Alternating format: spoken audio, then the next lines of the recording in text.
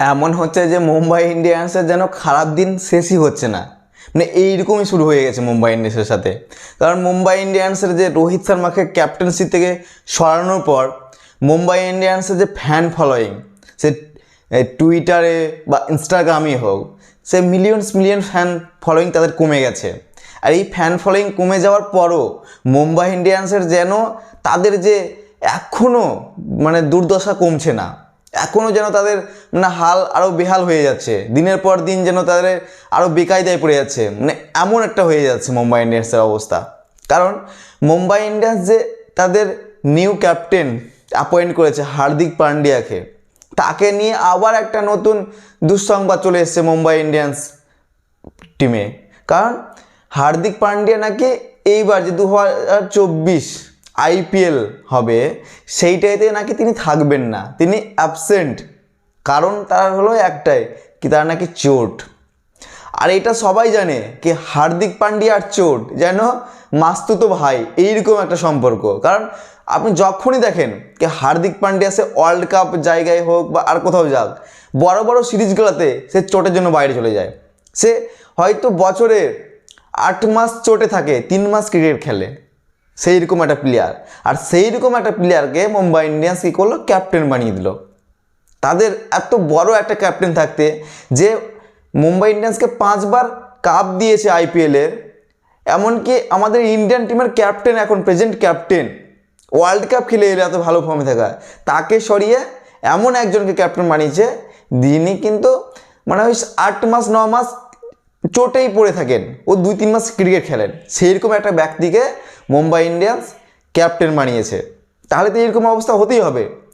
Mumbai Indians এত বড় যে একটা সিদ্ধান্ত নিল, তাদের যে ম্যানেজমেন্ট, সেই ম্যানেজমেন্টে যেন মাথা ব্যথা কমতেই চায় না, আরও মাথা ব্যথা বাড়ছে এইরকম একটা অবস্থায়। কারণ এর আগে, এর পরে যে সাউথ আফ্রিকা সিরিজে তো চোটে বাইরে ছিল, এর পরে যেটা সিরিজ হওয়ার কথা ছিল T20 আফগানিস্তানের সাথে 3 ম্যাচের সিরিজ, সেই সিরিজেও T20 সিরিজেও কিন্তু হার্দিক পান্ডিয়া অ্যাবসেন্ট, কারণ তার চোট। এমনকি বিসিসিআই জানিয়েছে কি হয়তো এই যে আফগানিস্তানের টিম থেকে যে বাইরে গেছে এই সিরিজটা থেকে, আর তারপরে যে 2024 আইপিএল হবে, সেই আইপিএল থেকেও হার্দিক পান্ডিয়া বাইরে যাবে, মানে আইপিএল খেলারও চান্সটা অনেক কম। এইরকম একটা অবস্থা। যদি আনফিট অবস্থায় আইপিএল খেলে, তাহলে মানে এটা চাইবে না কি হার্দিক পান্ডিয়া আনফিট অবস্থায় আইপিএল খেলুক, কারণ সামনে ফের T20 ওয়ার্ল্ড কাপ। তাহলে বিসিসিআইও চাইবে না কি হার্দিক পান্ডিয়া আনফিট অবস্থায় আইপিএল খেলুক বা হার্দিক পান্ডিয়ার আরও চোট বাড়ুক। এমনিতেই তিনি সবসময় চোট পেয়ে থাকেন। আর এইটাই কিন্তু মুম্বাই ইন্ডিয়ান্সের মাথা ব্যথা হতে চলেছে, যেহেতু Mumbai Indians new captain appointment করে দিয়েছে হার্দিক পান্ডিয়াকে, ও ঘোষণাও করে দিয়েছে তাদের যে নিউ ক্যাপ্টেন হার্দিক পান্ডিয়া, রোহিত শর্মাকে সরিয়ে। কিন্তু তাদের যে হার্দিক পান্ডিয়া না থাকলে যে অ্যাবসেন্টে, হার্দিক পান্ডিয়ার অ্যাবসেন্টে ক্যাপ্টেন করেছে সূর্য কুমার যাদব, যে ভয়েস ক্যাপ্টেন, কিন্তু তিনিও হয়তো আইপিএলের ফার্স্ট কটা ম্যাচ খেলতে পারবেন না, কারণ তিনিও আফগানিস্তানের যে সিরিজ সেখান থেকে তারও কিন্তু নাম নাই। কারণ তার যে এই সাউথ আফ্রিকা সিরিজে পায়ে চোট পেয়েছিল, সেই চোটটাই কিন্তু তার এখনও সারেনি, আর তার জন্যই কিন্তু তিনি আফগানিস্তান সিরিজে নাই। আর আফগানিস্তান সিরিজে থেকে আবার একজন নাম যেটা ব্যাক করে নিয়েছে, সে হলো ঈশান কিষান। তিনিও নাকি নাম ঘুরিয়ে নিয়েছেন, তিনি নাকি আফগানিস্তান সিরিজের জন্য অ্যাভেলেবেল নয়।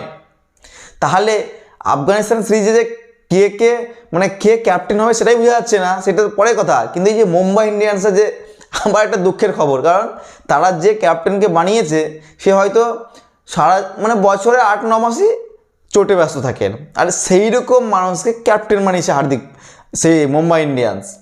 এত ভালো ক্যাপ্টেন থাকে, ওয়ার্ল্ড ক্লাস ক্যাপ্টেন, মানে এইরকম ক্যাপ্টেন সবাই খুঁজছে আলাদা টিম, আর মুম্বাই ইন্ডিয়ান্স পেয়েও তার কদর করছে না, তাকে সরিয়ে। মানে মুম্বাই ইন্ডিয়ান্স ভাবা যায় রোহিত শর্মা ছাড়া মুম্বাই ইন্ডিয়ান্স ক্যাপ্টেন হার্দিক পান্ডিয়া, মানে মুম্বাই ইন্ডিয়ান্স এমন করলো রোহিত শর্মার সাথে কি তাকে অকেজো করে দিল।